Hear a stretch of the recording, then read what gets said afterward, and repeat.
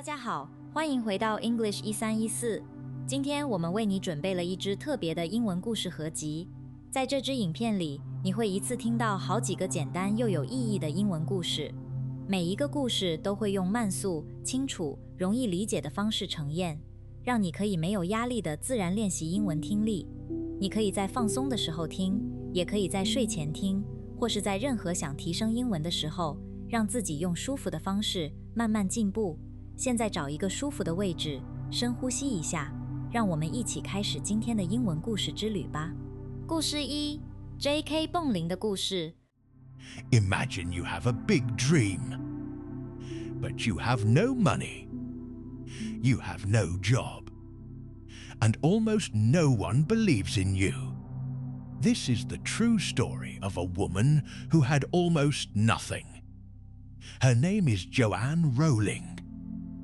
Most people know her as J.K. Rowling. She is the writer of the Harry Potter books. Today, she is one of the most famous writers in the world. But her life did not start that way. Her story is full of pain, hard times, and one strong dream. Let us begin from the very start. Joanne was born in England many years ago. She was born on the same day as Harry Potter, the boy in her books. That is a small but sweet detail. Her family was not rich, but they were comfortable. Her father worked with airplanes. Her mother worked in a science room at a school. Joanne had a younger sister named Diane. The two sisters were very close. They played together and grew up together. When she was a child, Joanne loved books. She loved to read, and she loved to tell stories. Her family lived near a big forest. She felt safe there, with the trees and the river. The forest was her favorite place. Years later, this forest came back in her books. The big forest near the School of Magic came from her own childhood. So you can see, her real life slowly entered her stories. Joanne started to write very early. She wrote her first story when she was only 6 years old. It was a small story about a rabbit. It was simple, and she says today that it was not very good. But that is not the point. The point is that she started. She loved to create new worlds, even as a little girl.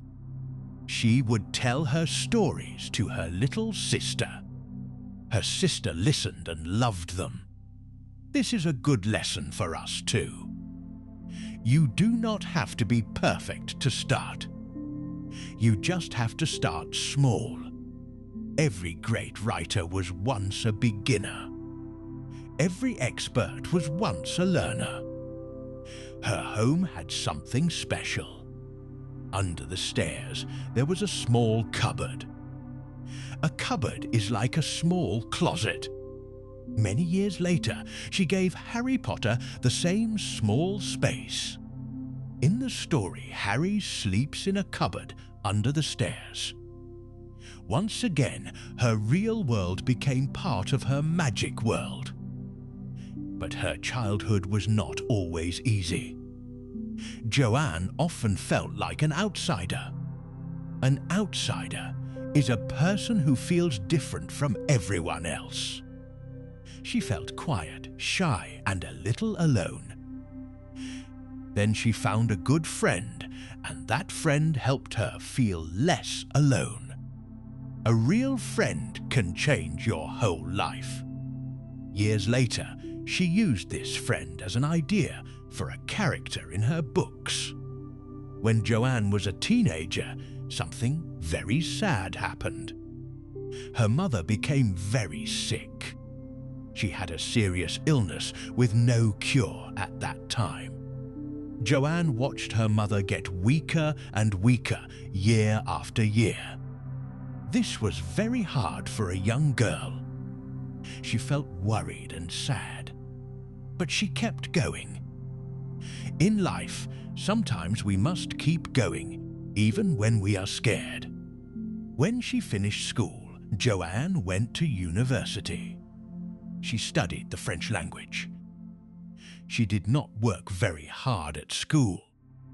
She liked to read storybooks more than her class books. After university, she moved to the big city of London. She found a job as a secretary in an office. But her heart was somewhere else. She did not dream about office work. She dreamed about writing stories. Deep inside, she wanted something more. Then came the most important moment of her life. One day, she was sitting on a train. The train was very late. It was delayed for hours. So she just sat there looking out of the window. And suddenly, an idea came into her head. She saw a young boy in her mind. A thin boy with glasses who did not know he was special. A boy who would go to a school of magic. She could see him so clearly. It was the most exciting feeling she had ever had. She wanted to write the idea down right away. But she had a problem. She had no pen. She had no paper. And she was too shy to ask other people for help. So she just sat there and thought. For hours, the ideas grew bigger and bigger in her mind. When she finally got home, she wrote everything down. That simple train ride was the birth of Harry Potter. Sometimes the biggest ideas come at the most normal moments. But her story did not become easy after that. In fact, the hardest years were still in front of her. Soon after, her mother died. Her mother never knew about Harry Potter. She never knew that her daughter would become so famous. This loss broke Joanne deeply. She was very, very sad. But this pain also changed her writing. After her mother died, the story became deeper and darker. The books became full of loss, love, and missing the people we lose. Much of that feeling came from her own broken heart. To start a new life, Joanne moved to another country. She moved far away and worked as an English teacher. There, she met a man and got married. Soon they had a baby girl. Joanne loved her daughter very much. But the marriage was not happy. There were serious problems in the home. It became unsafe for her. So she made a very hard decision. She took her baby and left. She went back to Britain to start her life again. It is not easy to leave and begin again. But sometimes it is the bravest choice. Now she was a single mother. She had a small baby, no job, and very little money. She was close to losing her home. She lived on help from the government. Some months she could not pay her rent. Sometimes she did not eat much, so her daughter could eat. This was one of the lowest points in her whole life. She felt like a failure. But she was not a failure. She was a mother who was trying her best. During this time, she fell into a deep sadness. She felt empty and cold inside. She felt like she could never be happy again. Later, she used this dark feeling in her books. She created dark creatures that take away all happiness. When these creatures come near, the world feels cold and hopeless. That cold feeling was real. It came from her own heart during her hardest days. She took her pain and turned it into art. This is one of the most amazing parts of her story. But even in this dark time, she did not give up. She still had her story. She still had her dream. Her baby would only sleep when she was moving. So Joanne would walk with her until she fell asleep. Then she would go into a small cafe. She would sit there with a cup of coffee, and she would write. Page after page, she wrote her book in cafes. She was poor. She was tired. She was sad. But every day she kept writing. This is an important lesson for all of us. She did not wait for a perfect life to follow her dream. She worked on her dream in the middle of her struggle. She often said simple things to herself. I will not give up. I will finish this book. I will get there one day. And slowly, page by page, she did. You can say these same words to yourself. I will not give up. I will keep trying. I made some mistakes, but I learned from them. I am not ready yet, but I will get ready. These are simple, strong words. Say them when life feels hard. It took her about 5 years to finish the first book. 5 long years of hard work. Finally, the book was ready. She felt proud and full of hope. She sent her book to many publishing companies. A publishing company is a business that prints and sells books.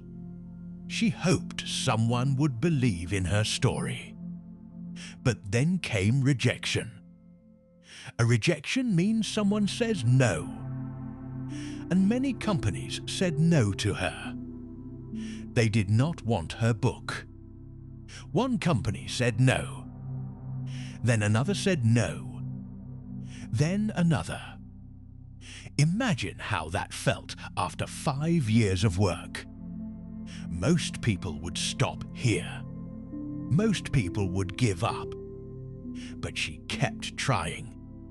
She believed in her own story.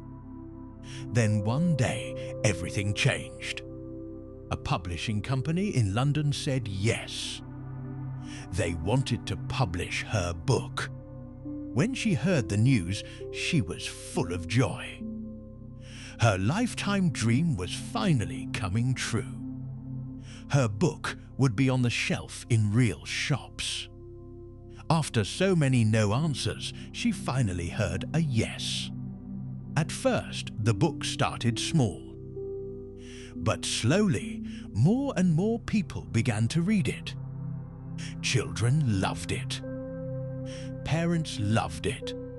The story spread from one person to another. Then the book came to America, and it became even bigger. People started to notice her. The idea grew quickly, and her whole life changed. Now Joanne could write full time. She did not have to worry about money anymore. The dream she had on that late train was now real. The Harry Potter books became some of the most popular books in history. Each new book was a huge event. People waited in long lines to buy them. Millions of copies were sold around the world. The books became movies too. Children everywhere fell in love with the world of magic. The poor single mother was now a world-famous writer. It was an amazing change. But success also brought new problems. This is something many people forget. People saw her success, but they did not see the pressure behind it. Now everyone wanted to know about her private life. Reporters followed her everywhere. They took pictures of her, even when she was at the beach. They asked many questions about her family. Some people did not like her books. A few groups were worried about the magic in the stories. Some people did not agree with her, and they said so loudly. Fame was a dream, but it was also very heavy. Even good things can bring hard days. Through all of this, she kept writing. She finished all 7 books in the series. From the first idea to the last book, it took about 17 years. 17 years of one long story. She put her whole heart into it. And in the end, she gave the world a story that millions of people love. Later, she used some of her money to help others. She gave to research that studies the illness that took her mother. In a quiet way, her mother was still part of her success. So what can we learn from her life? Her story is not only about magic and books. It is about a real person with real pain. She lost her mother. She left a hard marriage. She was poor and almost homeless. She felt deep sadness.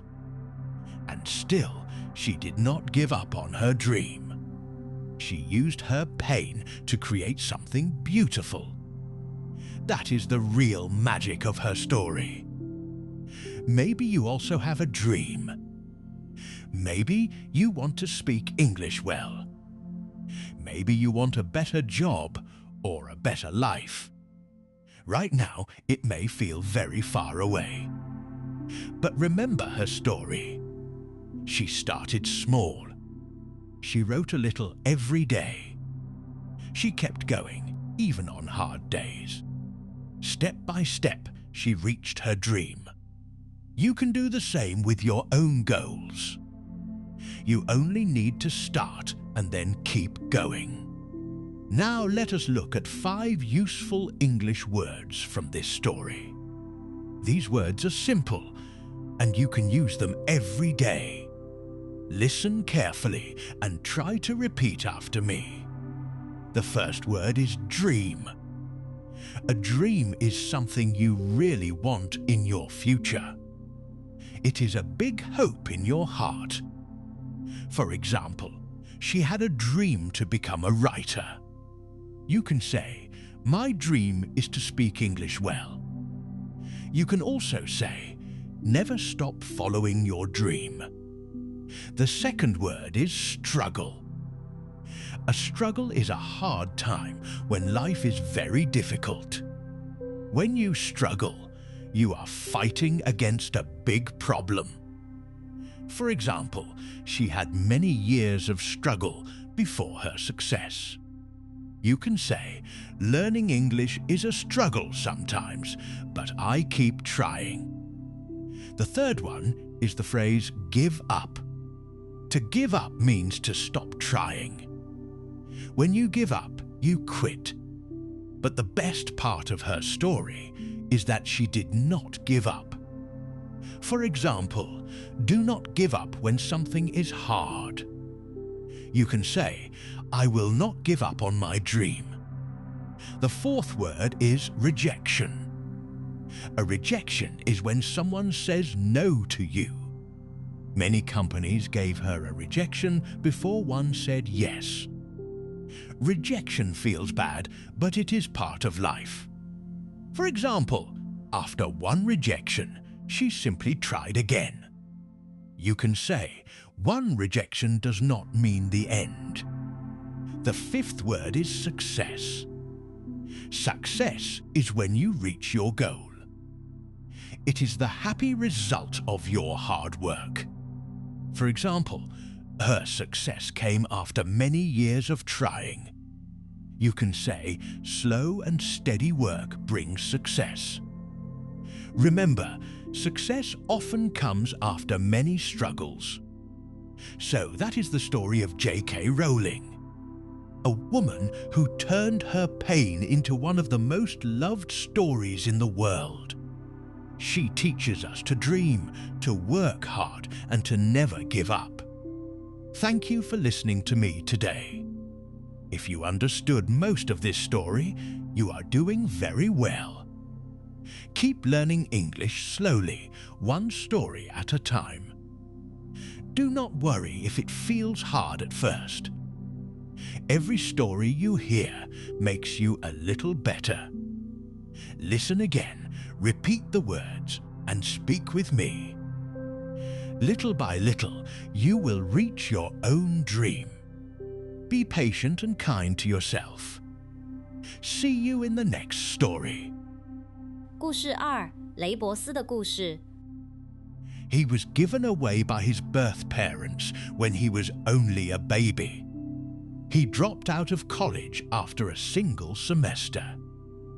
And years later, he was pushed out of the very company he had built with his own hands. And yet, by the time he died, the world remembered him as one of the most influential people of the modern age. This is the story of Steve Jobs. And it is also a story about something each of us will face at some point, which is failure, doubt, and the long, slow road back. You might assume that a man like this was simply born special. But his story did not start there. Steve was born in San Francisco in 1955. His birth mother was young and unmarried, and at that time, having a child outside of marriage carried a heavy social stigma. So Steve was adopted by Paul and Clara Jobs, a kind, hard-working couple who promised to raise him as their own. And they kept that promise. The family settled in a stretch of California that would soon be known as Silicon Valley. Paul Jobs worked with his hands. He was a machinist who fixed cars in his spare time, and he built a workbench in the garage so he could pass on his love of building things to his son. Without realizing it, he was planting a seed. But young Steve was not an easy child. He found it hard to make friends, and he struggled to sit still in a normal classroom. He resisted authority, played pranks, and was suspended more than once. Later, he admitted it honestly. He said he had turned into a little terror. Then something changed. A fourth-grade teacher decided to reach him in a different way. Instead of punishing him, she gently bribed him to learn, offering small rewards when he finished his work. And it worked. That year, a passion for learning was kindled inside him, and he carried it for the rest of his life. When you describe a moment like this in English, you can say, "That was the moment something clicked," or "That experience changed the way I saw myself." These are natural, mature phrases for a turning point, and you will hear them often in real conversation. As he grew, Steve found his people. A young electronics lover named Bill Fernandez became his first real friend. And through him, Steve met another brilliant young man, Steve Wozniak. The two of them would change the world together, though neither of them knew it yet. Steve was curious about machines, but he was also drawn to art, music, and ideas. He never fit neatly into one group. He was too creative for the engineers and too technical for the artists. He was, in his own way, an outsider. And here is something worth noticing. Many of the most original people in history did not belong anywhere. Not belonging can be painful, but it can also free you to think differently. When it came time for college, Steve dug in his heels. To dig in your heels means to stubbornly refuse to change your mind, even when others push back. His parents had saved for years to send him to school. But Steve insisted on attending one expensive private college, and only that one. If he could not go there, he said, he would not go anywhere. His parents gave in, as they often did. And then, after just one semester, he dropped out. It sounds reckless, and in many ways it was. But Steve did something interesting. He kept attending the classes he actually loved, including a class on calligraphy, the art of beautiful writing. At the time, it seemed useless. Years later, that very class shaped the elegant fonts inside the first Apple computers. He once reflected that you cannot connect the dots looking forward. You can only connect them looking back. That is a beautiful and very useful idea, both for life and for language. After college, Steve traveled to India in search of meaning. He spent months there, exploring spirituality and learning to trust something he valued for the rest of his life, which was intuition.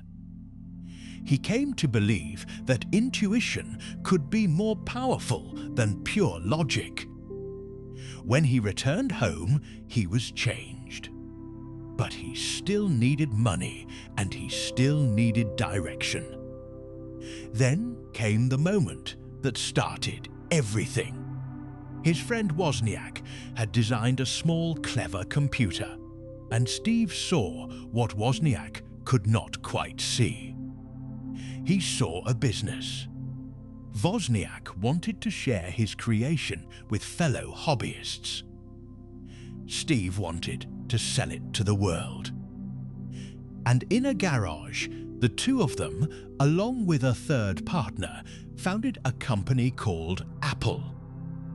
Their first real order was both a dream and a nightmare. A local shop agreed to buy 50 computers, but only if they were fully assembled. Steve had no money to buy the parts. So he walked into an electronics supplier and convinced them to give him the components on credit, promising to pay once the machines were delivered. It was a huge gamble. If the order had failed, he would have been buried in debt.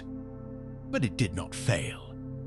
Family and friends sat around a kitchen table, building computers by hand, and Apple was truly born. This is a powerful lesson in English and in life.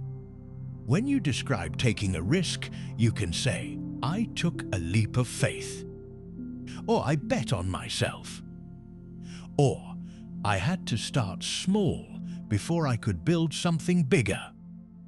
Apple grew quickly. Their next computer became a major success, and soon Steve was a millionaire before the age of 25. People started to notice. His reputation began to grow. But beneath the success, his life was more complicated than the public knew. Around this time, Steve had a daughter named Lisa. At first, he denied that he was her father, and he was not present for her in the way she needed. This is one of the harder parts of his story, and it deserves honesty rather than excuses. Steve was brilliant, but he was also flawed, like every human being. What matters is what came later. Years afterward, he took responsibility. He built a real relationship with his daughter, apologized for his behavior, and admitted that he had failed her when she was young. Growth often looks like this. A person makes a serious mistake, lives with it, and slowly learns to make it right. In English, we have gentle, mature ways to talk about this. We can say, he came to terms with his past. Or he made peace with it. Or he owned up to his mistakes. To own up to something means to admit it honestly, even when it is uncomfortable. Now back to Apple. Steve and his team were building a new kind of computer, one that ordinary people could actually use, with a screen, icons, and a mouse. They called it the Macintosh. To introduce it, Steve approved one of the most famous advertisements ever made. It aired during a major sporting event and promised that the future would not be cold and controlled, but human and free. The Macintosh was a work of genius. It brought beautiful, simple computing to the public. But Apple had grown into a large company, and Steve, still young and intense, clashed with the experienced executive who had been brought in to lead it. Their visions for the company pulled in opposite directions. The tension grew until it reached a breaking point. And then came the moment that should have ended his career. In 1985, the board of Apple sided against him. Steve Jobs was stripped of his real power and pushed out of the company he had created. Imagine that for a moment. You build something from nothing, you pour your soul into it, and then you are told to leave. He later said it was one of the most painful experiences of his life. But here is where the story becomes truly remarkable. Many people in that situation would have given up. Steve did not. He started a new computer company and he invested in a small animation studio that almost no one believed in. That studio was Pixar. For years, both ventures struggled, and he burned through enormous amounts of money. Some critics said he had lost his touch. But slowly, quietly, he was learning. He was becoming a better leader, more patient, more focused, more mature. And then Pixar released a film called Toy Story, and the world fell in love with it. Steve, who had been written off as finished, was suddenly back. When you talk about recovering from failure, English gives you wonderful phrases. You can say he bounced back. You can say he reinvented himself. Or he turned things around. Then life delivered an extraordinary twist. Apple, the company that had pushed Steve out, was now struggling badly. Their products had lost their magic, and the company was close to collapse. So Apple bought Steve's new company, and Steve Jobs walked back through the doors of the company he had founded. His story had come full circle. When he returned, he was blunt about the problem. He gathered the employees and told them plainly that the products were no longer good enough. The man who had once been fired for being difficult was now the only person who could save them.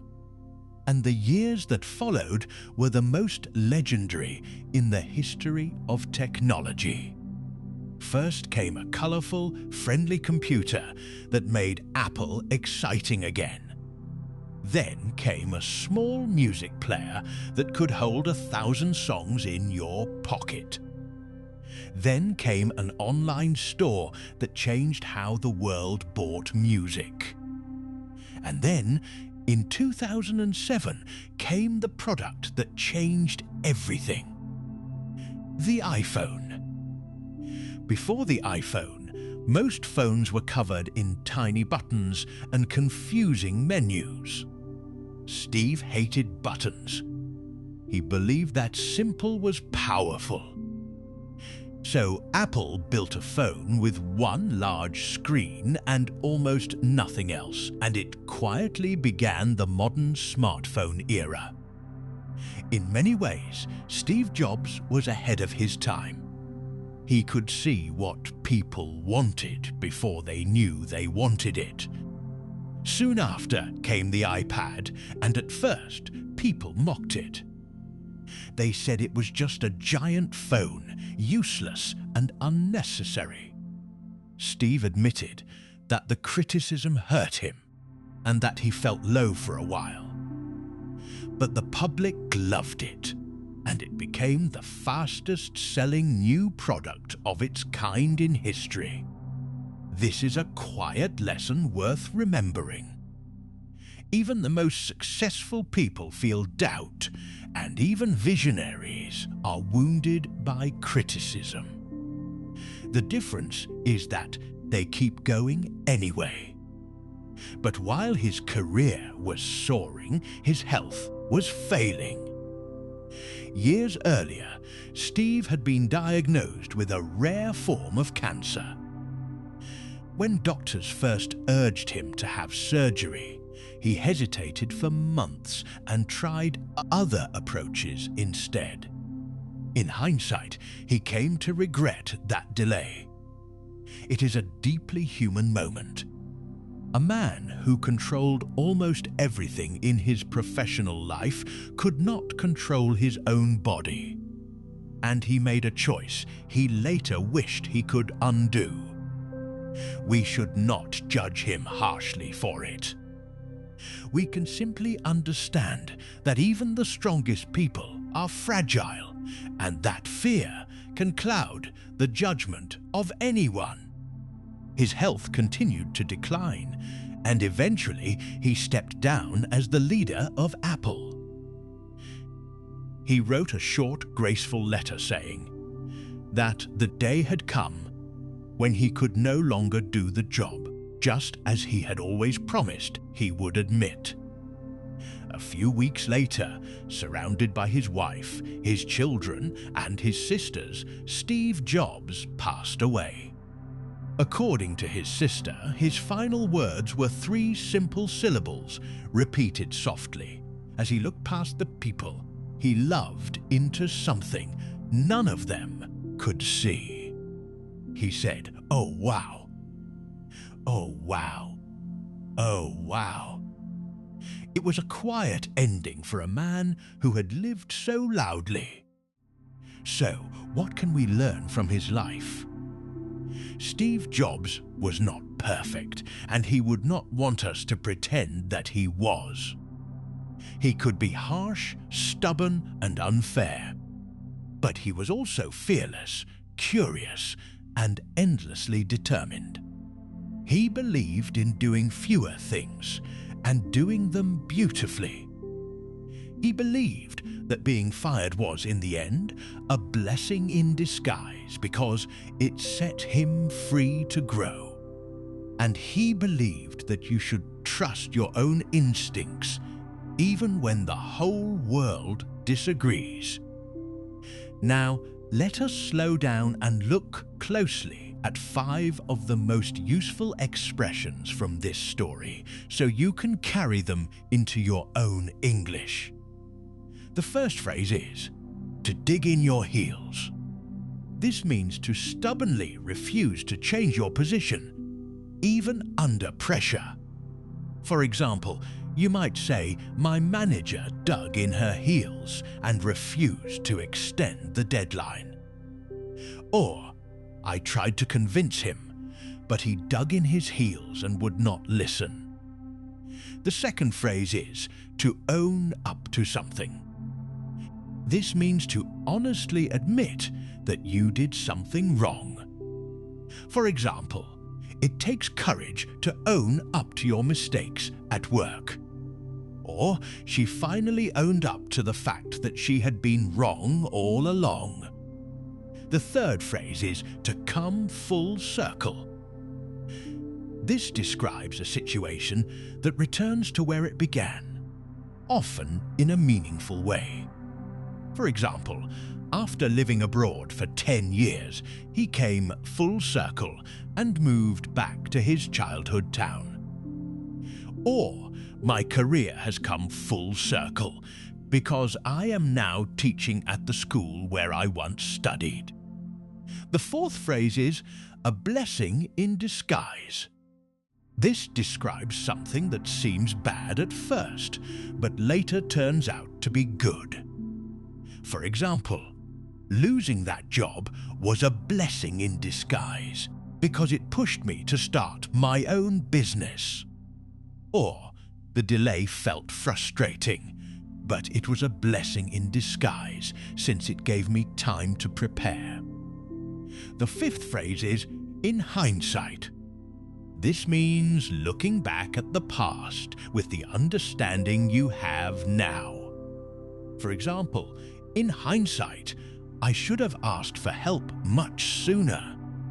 Or, the decision seemed strange at the time, but in hindsight, it was exactly right. Try to use each of these phrases this week in a sentence about your own life. That is how real vocabulary becomes truly yours. The life of Steve Jobs reminds us that brilliance and weakness can live inside the same person. It reminds us that failure is not the end of the story, and that the road back is often where we grow the most. And it reminds us that the words we choose, in any language, shape the way we understand our own lives. So keep listening, keep noticing, and keep learning English through stories like this one. Because the more deeply you understand a story, the more deeply you understand the language. And little by little, word by word, you are building something of your own. 故事3：老人与海。 Sometimes life feels very hard. You try and try, but nothing seems to work. You feel tired, and a small voice inside you says, just give up. Today, I want to share a simple story with you. And while we talk about this story, you will learn easy and useful English at the same time. So please relax, breathe slowly, and listen with me. Today, we will learn English through the ideas of a famous book. The book is called The Old Man and the Sea. It was written many years ago by a writer named Ernest Hemingway. But please do not worry. We will not study hard words or long history. We will only take the simple and beautiful ideas from this book. Then we will use these ideas to practice natural English for daily life. This is a slow English lesson, so take your time with me. Now, let me tell you the story in very simple words. The story is about an old fisherman. His name is Santiago. He lives in a small village near the sea. Every day, he goes out in his small boat to catch fish. But for many days, he catches nothing. Day after day, he comes home with empty hands. The other fishermen laugh at him. They think he is too old, and they think he is unlucky. He once had a young helper, a boy who fished with him. But the family of the boy asked him to work with luckier fishermen. Still, the boy never stops caring about the old man. But Santiago does not stop. He wakes up early and he tries again. This brings us to our first big idea. The first idea is simple. Never give up. In English, we say give up when we stop trying. For example, if a student stops studying, we can say he gave up. Santiago does not give up, even after many bad days. Think about your own life for a moment. Maybe you are learning English and it feels slow. Maybe you are looking for a job and you feel tired. Maybe you are trying to build a new habit and it is hard. In these moments, you can use very simple English. You can say, I will not give up. You can say, I will try again tomorrow. You can say, I can do this. These are short and powerful sentences. Let us repeat them slowly together. I will not give up. I will try again tomorrow. I can do this. Notice how easy these words are. You do not need big words to feel strong. You can use simple English and it still has power. In daily life, you can also say these words to a friend. If your friend feels sad, you can say, do not give up. You can say, you can do this. You can say, I believe in you. These small sentences can help someone feel better. Let me give you another simple example. Imagine you are learning to drive a car.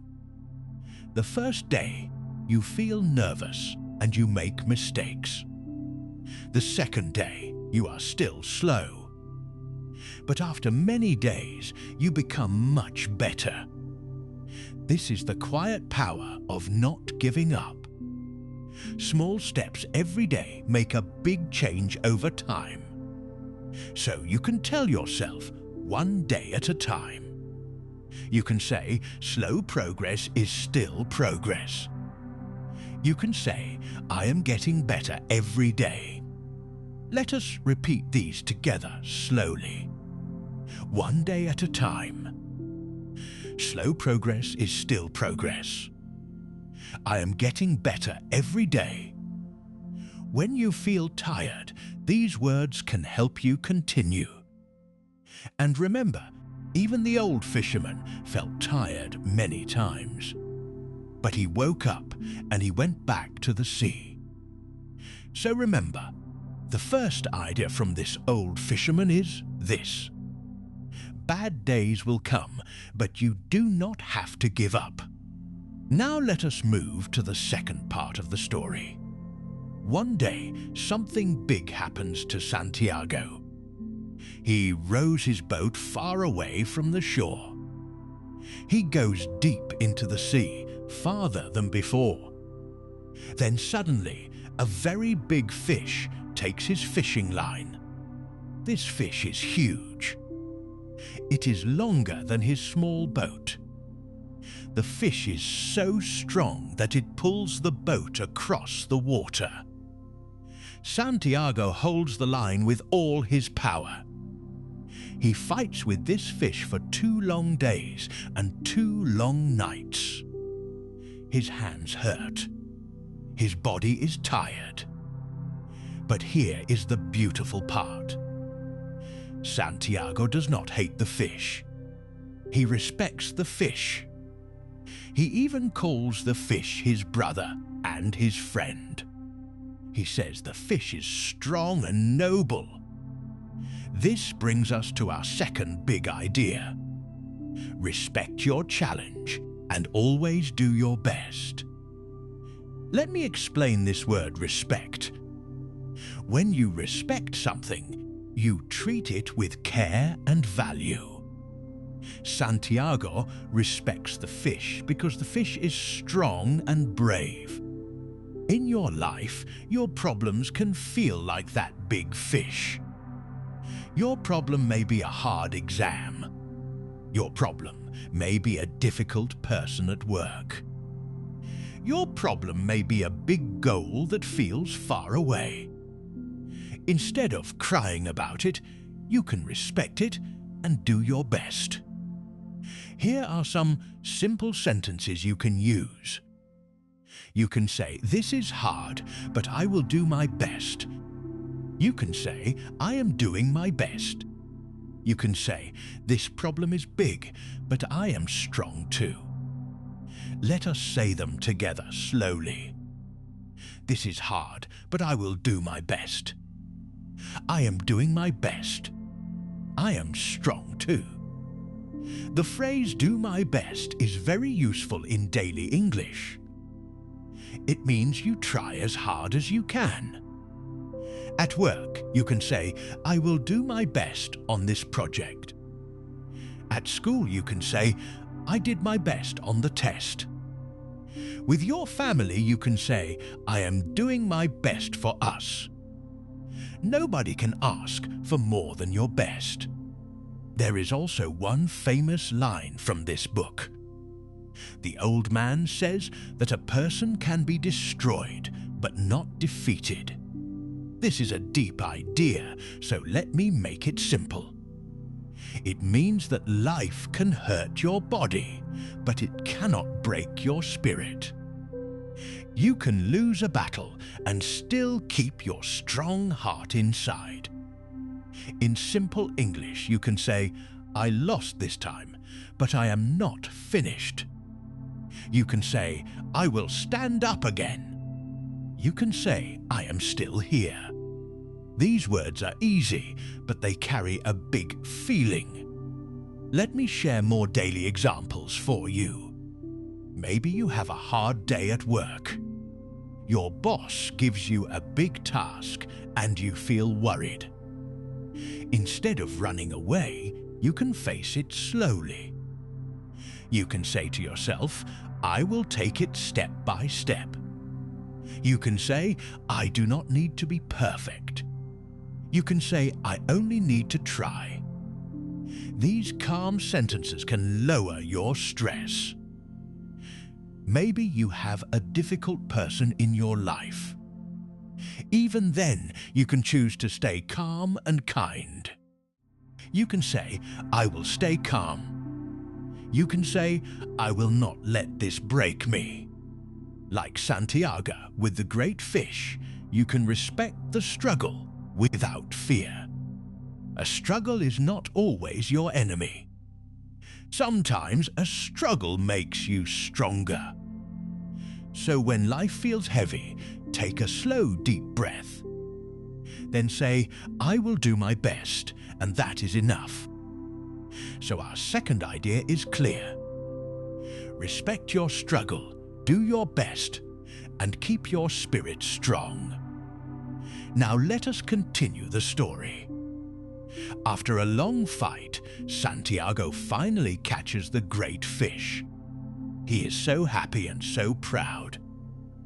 He ties the big fish to the side of his boat. Then he starts the long trip back home. But the sea is not done with him. Sharks smell the blood of the fish in the water. One by one, the sharks come and attack. Santiago fights them with all his power, but there are too many. Slowly, the sharks eat his great fish. When he finally reaches the shore, only the bones are left. This sounds very sad, and in some ways it is. But this part of the story gives us our third big idea. Be grateful, enjoy the small things, and remember your friends. Even when Santiago has so little, he is grateful. He loves the sea. He loves the stars in the night sky. He even talks to a little bird that lands on his boat. He enjoys these small and quiet things. The word grateful means thankful for what you have. In daily life, this is a powerful habit. Many people only think about what they do not have. But happy people often notice the small good things. You can practice this with simple English. You can say, I am grateful. You can say, thank you for your help. You can say, this is enough. You can say, I am happy with small things. Let us say these together slowly. I am grateful. Thank you for your help. This is enough. Saying thank you is one of the most useful habits in English. You can say thank you to your family in the morning. You can say thank you to a friend who listens to you. You can say thank you to yourself for trying hard today. Let me show you a simple gratitude habit. Every night before you sleep, think of 3 good things from your day. Maybe you had a warm cup of tea. Maybe a friend sent you a kind message. Maybe the sun was bright and beautiful. You can say, today I am grateful for my tea. You can say, today I am grateful for my friend. You can say, today I am grateful for the sun. These small sentences train your heart to see the good. Like the old man, you can find joy in small and quiet moments. A poor man with a grateful heart can feel rich. A rich man without gratitude can feel poor. So gratitude is not about money. Gratitude is a way of seeing your life. There is one more beautiful part of this story. Santiago has a young friend, a boy named Manolin. The boy loves the old man very much. He believes in Santiago when no one else does. When the old man comes home tired and hurt, the boy takes care of him. The boy says he will go fishing with him again. This shows us something simple and true. We are stronger when we are not alone. A good friend can give us hope. So we can practice friendship in English too. You can say, I am here for you. You can say, you are not alone. You can say, I believe in you. These words are simple, but they can change someone's day. Now think about your own sea for a moment. Your sea is your daily life. Some days the water is calm and easy. Some days the water is rough and hard. But every day you get into your little boat and you try. That alone is something to be proud of. Many people are fighting quiet battles that we cannot see. Maybe you are one of them today. If you are tired, that is okay. Rest is part of the journey too. You can say it is okay to rest. You can say, I will continue tomorrow. Then, when you are ready, you try again. Now let us slow down and review the main message together. Life will be hard sometimes. Bad luck does not last forever. When the hard days come, do not give up.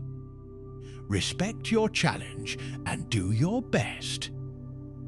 Be grateful for the small good things. And remember the people who love you. Like the old fisherman, you may not always win. But you can keep your spirit strong and proud. That is the real lesson of the old man and the sea. Now, let us do a deep learning part for our vocabulary. I will share 5 important words from today. Listen carefully and repeat after me. The first word is struggle. Struggle means to try very hard against something difficult. Santiago has a long struggle with the big fish.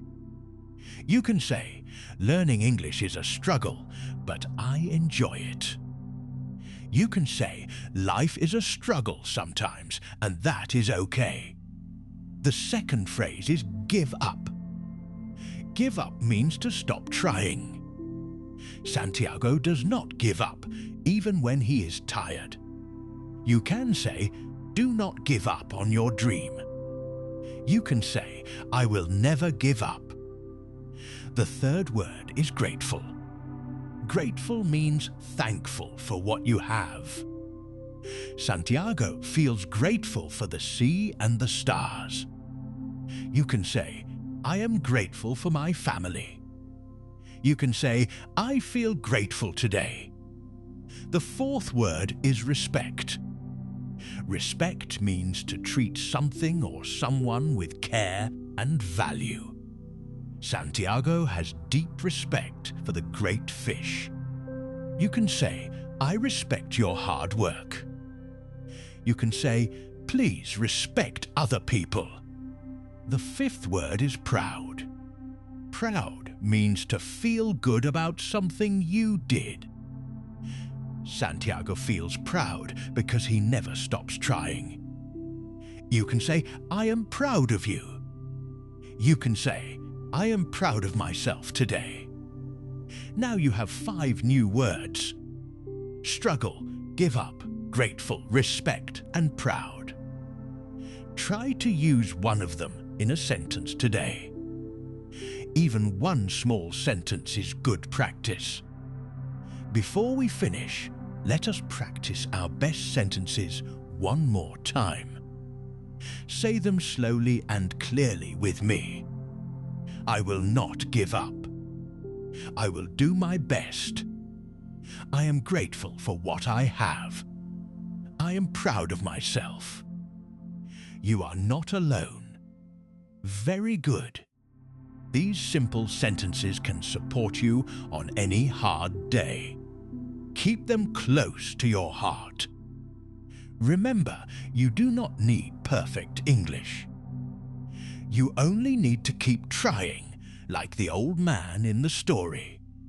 Thank you so much for learning with me today. I am proud of you for listening to the very end. If this lesson helped you, please subscribe and practice with me again. You can also say these new sentences out loud right now. Repeat them, shadow them, and make them your own. Until next time, take care, stay strong, and never give up. 故事4：楚门的世界。 Imagine that your whole life is not real. The people around you are only actors. The sky above you is fake. But you do not know any of this. Today I will tell you that exact story. And at the same time, I will teach you simple and useful English. So, relax, listen slowly, and repeat the sentences when you can. The movie is called The Truman Show. The main character is a man named Truman. Truman lives in a small and beautiful town. He has a job, a wife, a best friend, and a nice house. His life looks normal and happy.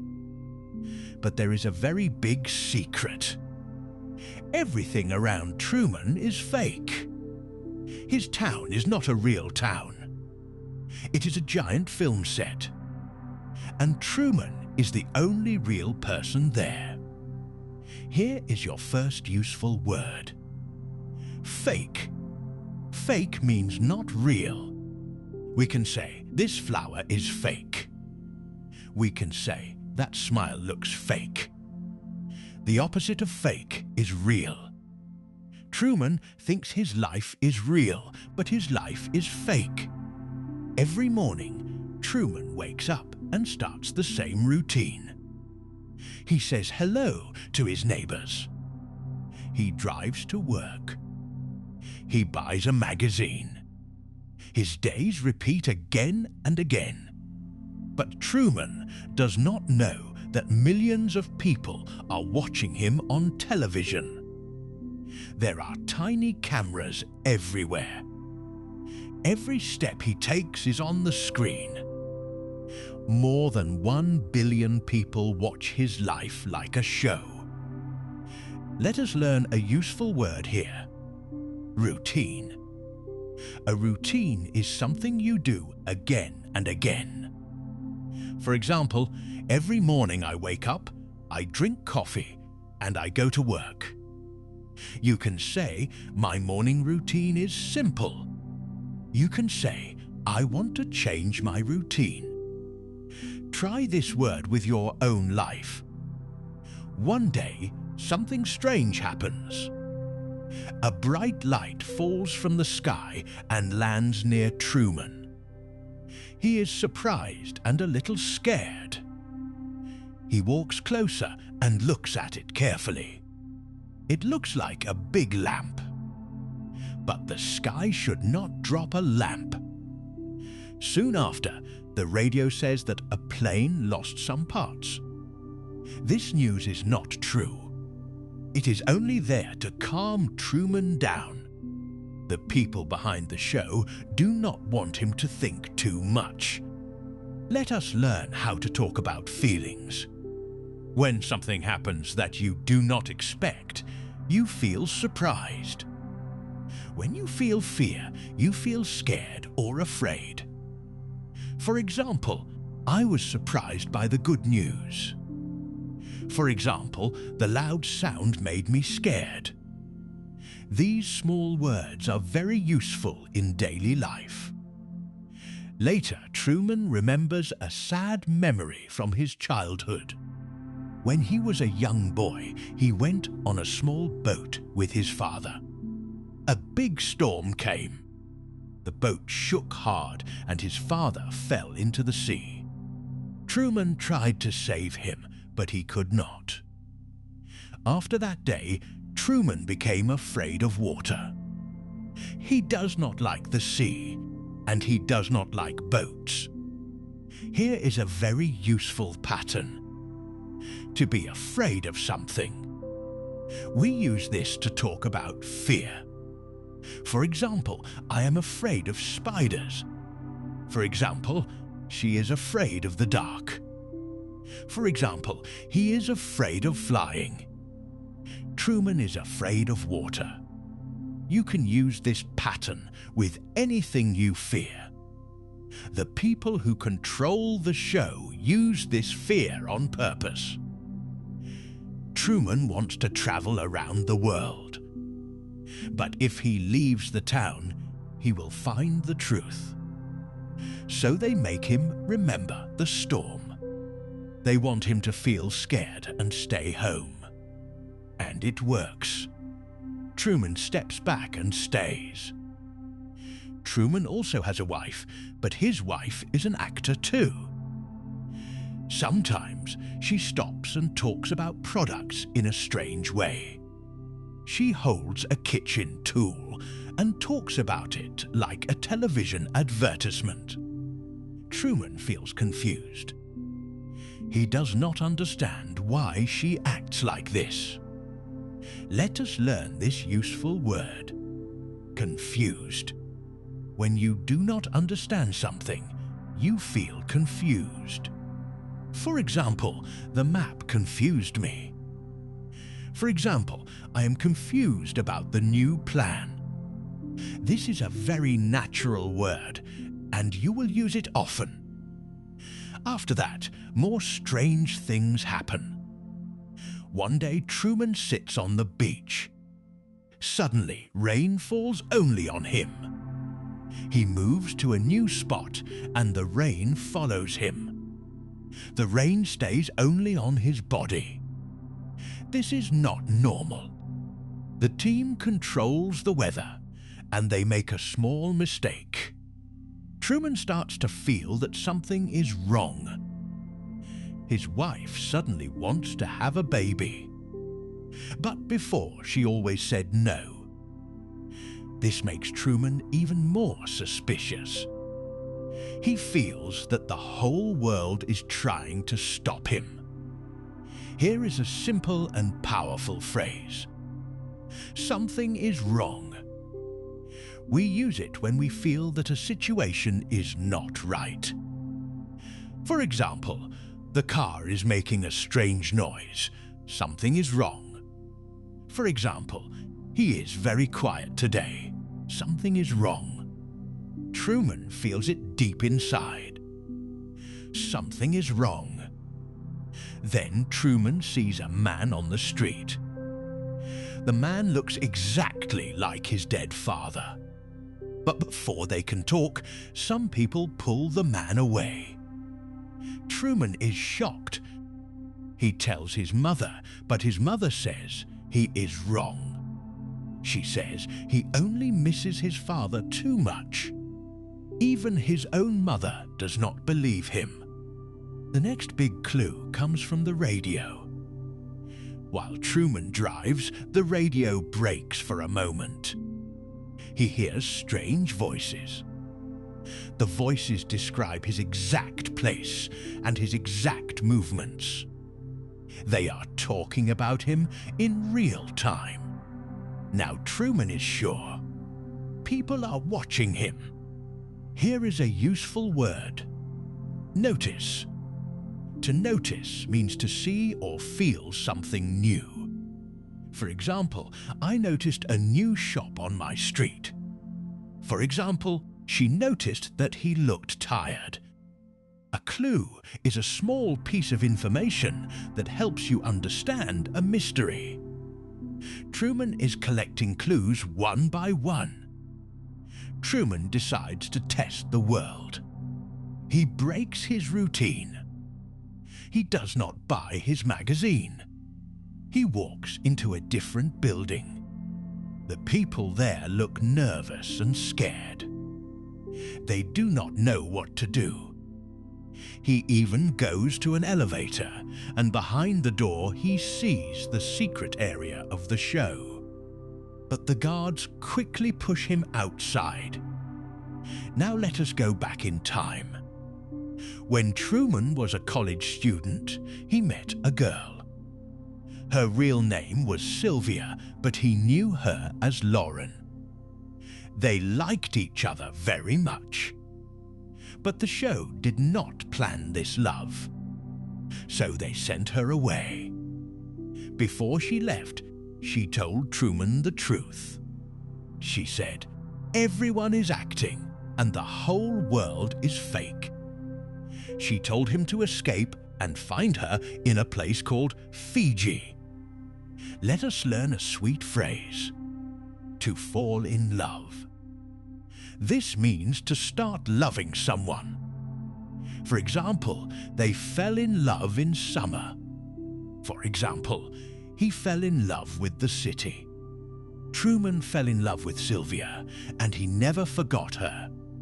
After she left, Truman could not forget her face. He started to collect magazine pictures. He cut out parts of faces and tried to build her face again. Her memory gave him hope. And the dream of Fiji stayed in his heart. Hope is a beautiful word. Hope is the feeling that something good can happen. For example, I hope you feel better soon. For example, please do not lose hope. Truman keeps his hope alive because of love. One day, Truman looks at his wedding photo. He notices something small. In the photo, the fingers of his wife are crossed. Crossed fingers can be a sign of a lie. This small detail tells Truman that his marriage is not real. His wife says she must go to the hospital for surgery. Truman follows her in secret. At the hospital, he sees the doctors. But they are not real doctors. They are only acting. The surgery is fake, just like everything else. Truman wants to leave the town. He goes to the airport, but there are no tickets. He tries a bus, but the bus breaks down. Every road seems closed. The world keeps blocking him. But Truman does not give up. This is one of the most useful phrases in English. To give up. It means to stop trying. For example, do not give up on your dreams. For example, I will never give up. Truman shows us what it means to keep going. Truman starts to understand the system. He tells his wife that the same people walk by again and again. He predicts who will come next, and he is right. The actors are simply walking in a circle. Then, Truman puts his wife in the car and drives away. He wants to leave for good. The town puts many cars in his way to make traffic. A forest catches fire. A warning says there is danger ahead. A stranger even knows his name. But Truman keeps driving. Truman becomes angry.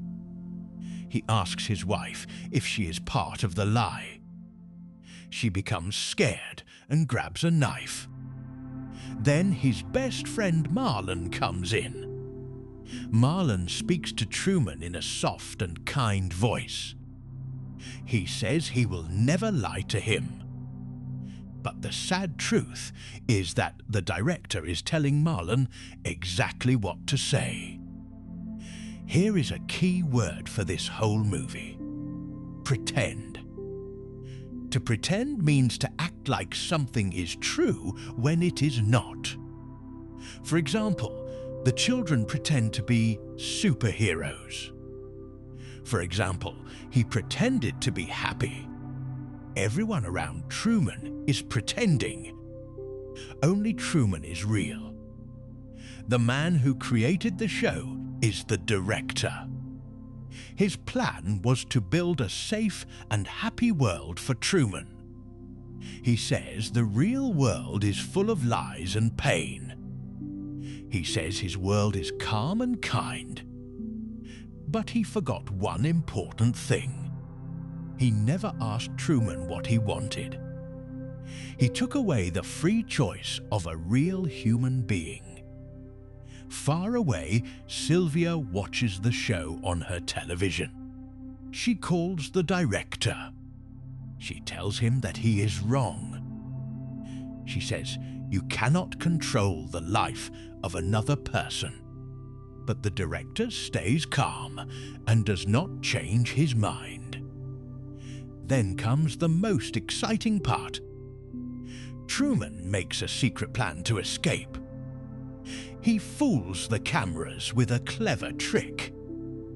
He puts a doll in his bed so it looks like he is sleeping. The team thinks he is still in his room, but Truman is already gone. When they finally check, they find only the doll. The team panics. They stop the show. They call all the actors to search the town. They even turn the night into day to find him. They search every street, but they cannot find him. Then the director thinks about the one place Truman fears the most. The sea. And there he is. Truman is sailing alone on a small boat in the middle of the ocean. The man who was afraid of water is now crossing the sea. This is a powerful moment. His love and his hope are stronger than his fear. Here is a nice pattern. Stronger than. We use the word than to compare two things. For example, love is stronger than fear. For example, today is hotter than yesterday. Truman shows us that hope can be stronger than fear. The director does not want Truman to leave, so he makes a huge storm. Big waves hit the small boat. Truman falls and almost drowns, but he ties himself to the boat and holds on. He shouts that they must kill him to stop him. The viewers at home cheer for him. They want him to be free. The director makes the storm even bigger. But Truman does not stop. Finally, the storm ends. The sky becomes clear again. Truman sails forward. And then the boat hits something hard. It hits a wall. The blue sky and the white clouds were only a giant painted wall. Now Truman knows the full truth. The truth is a very important word in this story. The truth is what is real. For example, please tell me the truth. For example, the truth is not always easy. Truman searched for the truth his whole life, and finally he found it. Then a voice comes from the sky. It is the director. He tells Truman that he is the star of the show. He says that everything was fake except Truman himself. He asks Truman to stay because the outside world is dangerous. But Truman has already decided. He looks up and with a calm smile, he gives his friendly goodbye. He wishes them a good morning, a good afternoon, a good evening, and a good night. Then he walks through the door and leaves the fake world behind. This friendly greeting is actually useful English for you. Truman always greeted people with these kind words. You can use them too. In the morning, you say good morning. In the afternoon, you say good afternoon. In the evening, you say good evening. Before sleep, you say good night. These small words make people feel warm. This story is about freedom. It is about choosing your own life. Maybe you have felt this before. Maybe you follow the same routine every day without thinking. Truman teaches us to ask questions, to look closely, and to be brave. Even when the whole world says stay, you can still choose to go. Now let us slow down and review 5 important words from this story. The first word is pretend. Pretend means to act like something is true when it is not. For example, he pretended to be sick so he could stay home. For example, do not pretend that everything is fine. The second word is notice. Notice means to see or feel something for the first time. For example, I noticed a mistake in my work. For example, she noticed that the door was open. The third word is afraid. Afraid means to feel fear. We often say afraid of something. For example, I am afraid of the dark. For example, do not be afraid to try. The fourth word is escape. Escape means to get away from a place or a hard situation. For example, the bird escaped from the cage. For example, they wanted to escape the busy city. The fifth word is give up. Give up means to stop trying. For example, she never gives up. For example, do not give up when life is hard. That is the end of our story today. Truman lived in a fake world, but he found the truth and chose to be free. If you enjoyed this story, please listen again. Listen slowly, repeat the sentences, and say them out loud. Every time you listen, your English will grow stronger. Learning English through stories is fun and easy. Keep going, keep listening, and never give up. I will see you in the next story. Good morning, good afternoon, good evening, and good night. 故事5：时间的价值。There is one thing in life that you can never get back. It is not money. It is not a house. It is not even a job. It is time. Today, I want to share a simple story with you. It is about a father, his son, and an old watch. Stay with me until the end, because this small story may change the way you see your own day. In a small town, between green fields and dusty roads, there lived a father and his son. The father was a hard-working man. He woke up before the sun. He opened his little shop every morning. And every evening he came home tired but happy. He was a calm and honest man. He believed that good work brings peace. But his son was very different. The boy had no interest in work. He woke up late every day. He walked around the streets with his friends. He sat near the tea stalls and watched other people work. He laughed, he talked, and he came home only when he felt hungry. Whenever his father said something, the boy gave the same answer. There is still plenty of time. He said it again and again, as if life would wait for him forever. At first, the father tried to help with gentle words. Then he tried to warn his son. Then, slowly, he became quiet. He had learned something painful. Advice can enter the ears, but wisdom enters only when the heart is ready. So he waited. Days became weeks.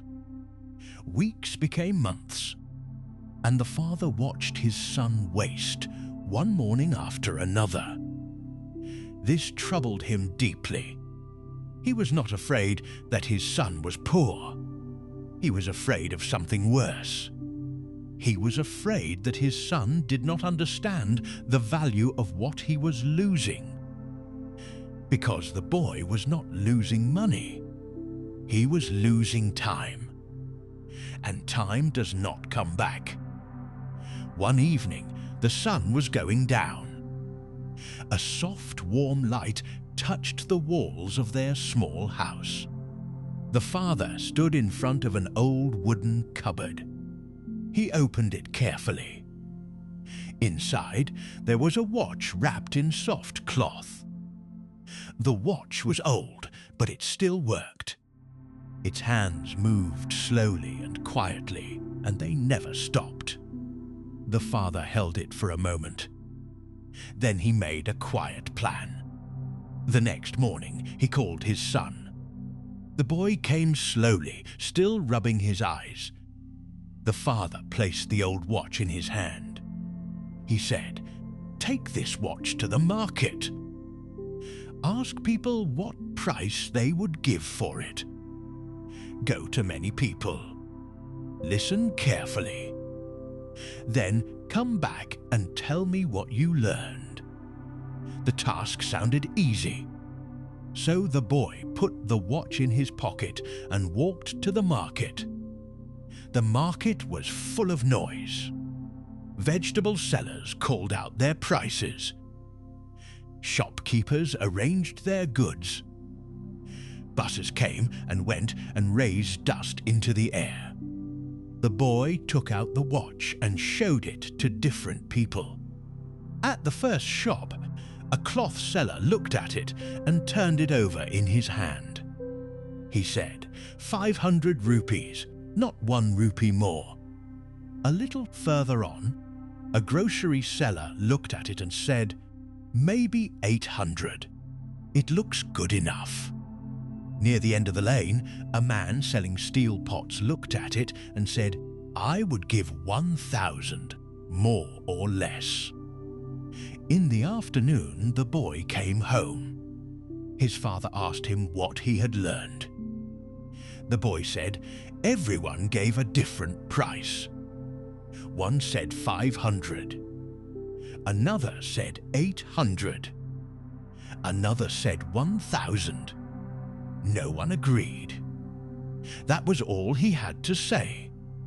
The boy waited for his father to explain, but no explanation came. His father only nodded.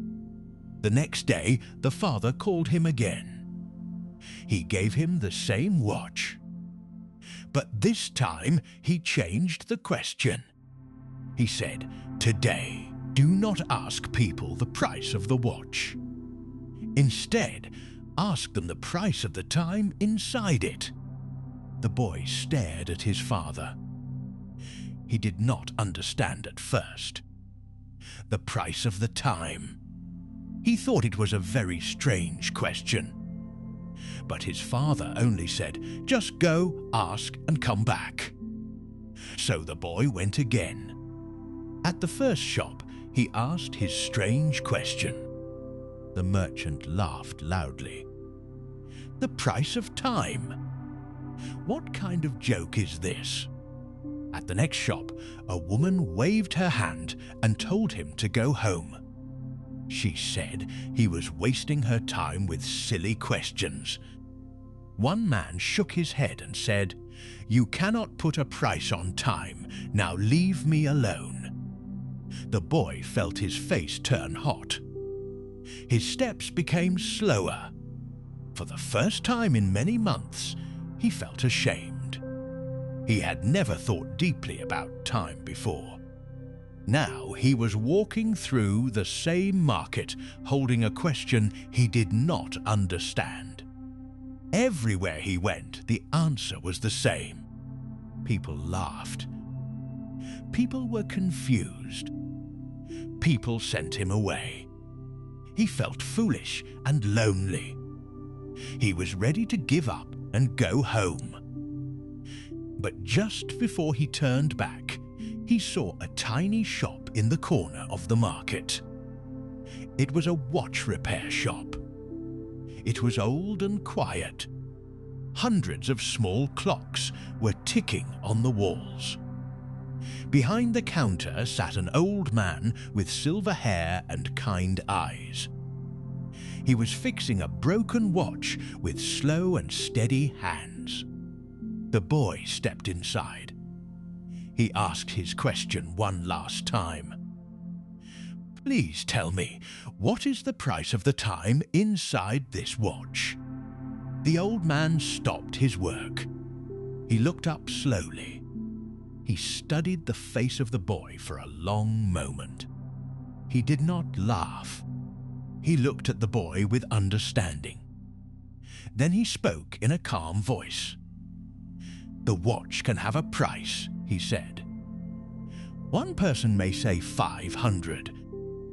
Another may say 1,000. But the time inside it has no price." The boy listened carefully. The old man continued. "Son, you have asked the most important question anyone can ask. And the answer is simple. There is no price for time. Not in money. Not in gold. Not in all the riches of the world. You can buy a watch, but you cannot buy the time it shows." Then the old man leaned closer. "If a rich man loses money, he can earn it again," he said. "If a farmer loses his crops, he can grow them again. If a shop burns down, it can be built again. But if 1 hour of your life passes, no one can buy it back. Not even 1 second. That is why time is the greatest treasure. It is free, and yet it is priceless. The shop was quiet. Only the soft ticking of the clocks filled the air. The old man smiled gently and said one more thing. Time has one bad side and one good side. The bad side is that it never stops. It keeps moving whether you are ready or not. It does not wait for anyone. The good side is that you still choose what to do with it. Every person gets the same amount of time each day, he said. Rich or poor, young or old, everyone gets 24 hours. No more, no less. The difference between a person who succeeds and a person who fails is not luck. It is not always talent. It is how they choose to use those hours. One person builds a future. Another person throws the hours away. Each word fell into the heart of the boy like rain on dry ground. He stood very still. Something deep inside him began to move. No lecture had ever reached this place before. The words of the old man did not just enter his ears. They entered his heart. The boy lowered his eyes. He whispered, "I understand now." The old man handed the watch back to him. He said, "Then do not just understand, change." The boy rushed home. He told his father everything the old man had said, word for word. There was a fire in his eyes that his father had never seen before. When the boy finished, the father placed his hand gently on his shoulder. He did not need a long speech. The lesson had finally reached the place where words alone could never go. From that day on, the boy began to change. He woke up earlier. He helped his father at home and in the shop. He learned to work with care. He spent less time wandering and more time doing something useful. At first, the change was small. It was not easy, but he kept going. Little by little, the change became stronger. He discovered something beautiful. Honest work gave him pride. Quiet, disciplined hours gave him peace. He felt calm. He felt grateful. He felt proud of himself for the first time. Slowly, his life began to take shape. The town stayed the same. The streets were still narrow. The market was still noisy. The clock still moved at the same speed. But inside the boy, something had changed forever. He finally understood a simple truth. Life does not become meaningful by accident. It becomes meaningful when we respect the hours we are given. Now let me speak to you for a moment. Many people live just like that boy in the beginning. They keep saying, "I will start tomorrow." They keep saying, "I am still young." They keep saying, "There is plenty of time." But slowly, these small delays become habits.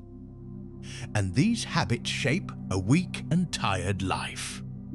The danger is hard to see at first. That is what makes it so dangerous. Lost time does not shout. It disappears quietly. So, think about your own week for a moment. Think about how many hours you spent on things that gave you nothing. Nothing for your growth. Nothing for your peace. Nothing for your future. Think about how many times you said, "I will do it later," and then another day quietly slipped away. Maybe you have said some of these words yourself. "I should not waste my time. I need to change. I did not realize it before. I should have listened. I learned this the hard way. These are honest words. And honest words are the first step. The father in this story understood something deep. He could not push wisdom into his son with lectures. So he gave him an experience instead. He let the boy walk through the market. He let him feel the laughter and the confusion. And he let the boy find the answer on his own. That is how real change happens. Not through the words of other people, but through our own realization. So, here is what you can take from this story today. Stop waiting for the perfect moment. Stop telling yourself there is still plenty of time. Start now. Start small. Wake up a little earlier. Spend 1 less hour on your phone. Open that book. Begin that project. Have that conversation you have been avoiding. Every hour you give to yourself today is building the person you will become tomorrow. You can replace almost everything in life, but you can never replace a single moment that has already passed. So respect your time. It is the most valuable thing you will ever own. Now, before we finish, let us look at 5 useful words from this story. I will explain them in simple English, and I will give you example sentences you can use in real life. The first word is waste. To waste something means to use it badly, or to use it for nothing. In this story, the boy used to waste his time. For example, you can say, I do not want to waste my money on things I do not need. You can also say, please do not waste food. The second word is realize. To realize something means to suddenly understand it clearly. In the story, the boy finally realized the value of time. For example, you can say, I did not realize how late it was. You can also say, she realized that she was wrong. The third word is priceless. When something is priceless, it is so valuable that money cannot buy it. The old man said that time is priceless. For example, you can say, the photos of my family are priceless to me. You can also say, a true friend is priceless. The fourth word is ashamed. When you feel ashamed, you feel bad or embarrassed about something you did. The boy felt ashamed when people laughed at him. For example, you can say, I felt ashamed when I forgot her name. You can also say, do not be ashamed to ask for help. The fifth word is grateful. When you feel grateful, you feel thankful for something good in your life. At the end, the boy felt grateful for each new day. For example, you can say, I am grateful for your kindness. You can also say, she felt grateful to have such a good teacher. So that is our story for today.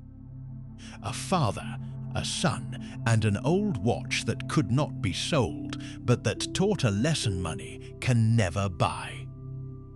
Take a quiet moment now and think about your own time. Think about one thing you have been putting off that you can finally start today. Write your answer in the comments below, because I would love to read it. If this story touched your heart, please like this video and subscribe to the channel. And keep learning English with me a little more every day. Remember, your time is your life. Spend it wisely.